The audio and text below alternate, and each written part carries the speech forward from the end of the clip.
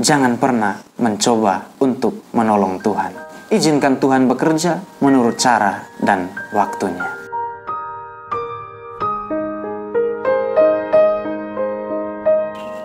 Bacaan diambil dari Injil Markus, bab 11 ayat 1 sampai 10. Ketika Yesus dan murid-muridnya telah dekat Yerusalem, dekat Betfage dan Betania yang terletak di Bukit Zaitun, Yesus menyuruh 2 orang muridnya dengan pesan, "Pergilah ke kampung yang di depanmu itu. Pada waktu kamu masuk di situ, kamu akan segera menemukan seekor keledai muda tertambat yang belum pernah ditunggangi orang. Lepaskan keledai itu dan bawalah kemari. Dan jika ada orang mengatakan kepadamu, 'Mengapa kamu lakukan itu?' jawablah, 'Tuhan memerlukannya.' Ia akan segera mengembalikannya ke sini." Mereka pun pergi dan menemukan seekor keledai muda tertambat di depan pintu di luar, di pinggir jalan, lalu melepaskannya. Dan beberapa orang yang ada di situ berkata kepada mereka, "Apa maksudnya kamu melepaskan keledai itu?" Lalu mereka menjawab seperti yang sudah dikatakan Yesus. Maka orang-orang itu membiarkan mereka. Lalu mereka membawa keledai itu kepada Yesus dan mengalasinya dengan pakaian mereka. Kemudian Yesus naik ke atasnya. Banyak orang yang menghamparkan pakaiannya di jalan. Ada pula yang menyebarkan ranting-ranting hijau yang mereka ambil dari ladang. Orang-orang yang berjalan di depan dan mereka yang mengikuti dari belakang berseru, "Hosana, diberkatilah Dia yang datang dalam nama Tuhan. Diberkatilah kerajaan yang datang, kerajaan Bapa kita Daud. Hosana di tempat yang maha tinggi." Demikianlah Injil Tuhan. Terpujilah Kristus.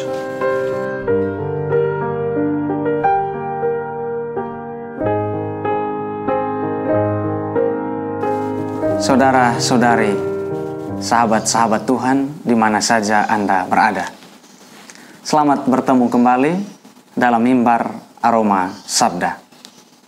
Beberapa tahun yang silam, dalam retret persiapan kaul pertama, saya dan teman-teman diajukan sebuah pertanyaan yang sangat menggugah. Pembimbing retret kami katakan demikian, "Apakah kalian benar-benar merasa yakin bahwa Tuhan membutuhkan kalian?" Saya tidak ingat persis bagaimana saya bereaksi terhadap pertanyaan ini pada kesempatan itu. Tetapi saya ingat bahwa pater pembimbing retret mengatakan, "Jangan cepat merasa yakin, karena bahkan dalam kitab suci pun yang tertulis hanyalah bahwa Tuhan membutuhkan seekor keledai." Tentu bacaan kitab suci yang dimaksud adalah Injil yang hari ini telah kita dengar. Nah, ketika Tuhan mengatakan bahwa Ia membutuhkan keledai, apa yang para murid lakukan ketika itu? Mereka bertanya, bagaimana caranya? Tetapi Tuhan pun mengatakan bahwa keledainya sudah ada, sedang tertambat di depan rumah orang. Apa yang harus dilakukan, kemudian apa yang mesti dikatakan pun Tuhan Yesus sudah menyampaikan. Yang perlu dilakukan para murid adalah pergi dan menuntun keledai itu kepada Yesus. Jika Tuhan sudah menyediakan segala sesuatu yang Ia butuhkan, maka kita patut bertanya, masihkah Tuhan butuh bantuan kita? Karena itu, saudara-saudari yang terkasih, dalam kesempatan ini saya akan mengajak Anda sekalian untuk bermenung bersama dengan tema Jangan Menolong Tuhan. Membaca Injil hari ini, kita mendapat gambaran bagaimana Yesus setelah dalam kesempatan-kesempatan sebelumnya cenderung menghindari untuk masuk ke kota Yerusalem, karena banyak pertimbangan. Dari bacaan-bacaan yang telah kita renungkan selama pekan-pekan Prapaskah ini, kita mendapat gambaran bahwa betapa Yesus seringkali ditentang, seringkali Yesus bahkan ditolak, dan juga kerumunan yang menghadiri atau yang mengikuti pengajaran Yesus seringkali membawa konflik. Tetapi kali ini nampaknya Yesus seperti secara sengaja mau menjumpai resiko yang bahkan lebih besar. Karena kita tahu bahwa di Yerusalemlah pemuka-pemuka Yahudi berkumpul. Dengan masuknya Yesus ke kota Yerusalem, ketika ia dielu-elukan, hendaknya kita tidak serta-merta menafsirkan ini sebagai satu sorakan atau satu sambutan masuknya raja dalam kemuliaan. Tetapi justru sebaliknya, ketika memasuki Yerusalem, Yesus secara terbuka mau menyampaikan, walaupun tidak secara langsung, bahwa ia telah siap untuk menderita. Dari sini, kita pun mendapat gambaran bahwa orang Yahudi itu gagal memahami maksud sesungguhnya dari kedatangan Yesus ke dunia ini. Ketika mereka menyambut dia dan ketika mereka sadar bahwa Mesias yang mereka maksudkan adalah Mesias yang berbeda dengan yang Tuhan kehendaki, maka mereka pun berbalik kecewa. Dan pada akhirnya kita akan mendengar sorakan, salibkan dia, salibkan dia. Saudara-saudari yang terkasih, dalam cara yang berbeda, mungkin saja kita pun melakukan kesalahan yang sama seperti yang orang-orang Yahudi itu telah lakukan. Bisa saja kita mengharapkan sesuatu secara keliru dari Tuhan. Kita memaksakan apa yang kita inginkan kepada Tuhan dengan menanti hasil seperti yang kita rencanakan. Atau kita pun meminta kepada Tuhan untuk melakukan sesuatu persis seperti apa yang sudah kita harapkan. Mungkin sebagian dari kita bertanya, apakah ini salah?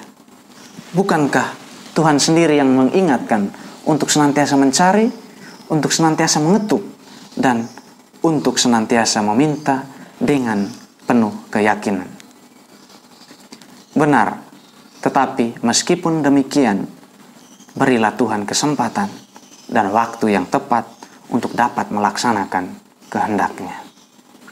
Jika saya dan Anda meminta sesuatu, jangan pernah berpikir bahwa Tuhan perlu dibantu dalam memenuhi permintaan itu.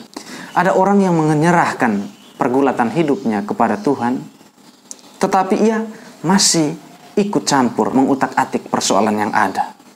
Apa akibatnya? Seringkali justru persoalan itu tidak menjadi lebih baik, tetapi malah sebaliknya justru menjadi semakin parah. Lalu kita pun menjadi kecewa kepada Tuhan. Kita cenderung berusaha mempermudah segala sesuatunya bagi Tuhan, seolah-olah Tuhan butuh pertolongan kita.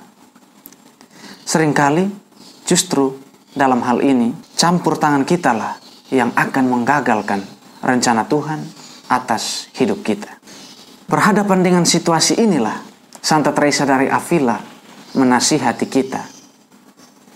Beliau katakan, Tuhan sudah tahu, bahkan sebelum kita menyampaikannya apa yang kita butuhkan. Karena itu, kita tidak harus menyarankan Tuhan untuk memberi apa yang harus Dia beri. Ini adalah satu ungkapan untuk kita dalam mempraktikkan iman yang rendah hati, dalam mempraktikkan sebuah iman yang terbuka, iman yang pasrah kepada Allah. Sebagaimana Tuhan dalam Injil hari ini membutuhkan seekor keledai muda yang lemah untuk membuktikan bahwa Kristus yang datang adalah Raja Perdamaian dan bukannya memilih kuda perang yang gagah perkasa. Demikian pun dari kita, yang paling Tuhan butuhkan adalah iman yang rendah hati dan terbuka pada apa yang Tuhan rencanakan atas hidup kita. Ingat bahwa Tuhan selalu tahu dan mampu. Karena itu, jangan pernah mencoba untuk menolong Tuhan. izinkan Tuhan bekerja menurut cara dan waktunya. Saya mengajak kita untuk sejenak hening meresapkan firman Tuhan dan permenungan ini. Marilah kita memohon bantuan Tuhan agar kita sungguh-sungguh dimampukan untuk belajar, menerima, dan memahami apa yang Tuhan kehendaki atas hidup kita dengan sama-sama berdoa. Dalam nama Bapa dan Putra dan Roh Kudus. Amin. Bapa yang baik, Engkau menghendaki agar keselamatan dimiliki oleh semua orang yang percaya dan mengikuti Putra-Mu. Kami mohon agar kiranya melalui pengorbanan Kristus, kami pun dapat belajar untuk setia dengan tugas dan tanggung jawab serta kepercayaan terhadap kami masing-masing. Bantulah kami untuk memiliki iman yang tulus, rendah hati, dan terbuka akan setiap kehendak dan rencana-Mu. Sebab Engkaulah Tuhan kami, kini dan sepanjang masa. Amin. Dalam nama Bapa dan Putra dan Roh Kudus. Amin.